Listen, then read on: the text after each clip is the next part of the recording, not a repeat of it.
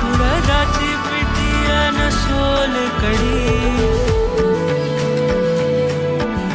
भाकरी कालवणाची चव लयण्यानी कोकणाची बायू जेवणात भारी कोकण कोकण कोकण कोकण कोकण कोकण कोकण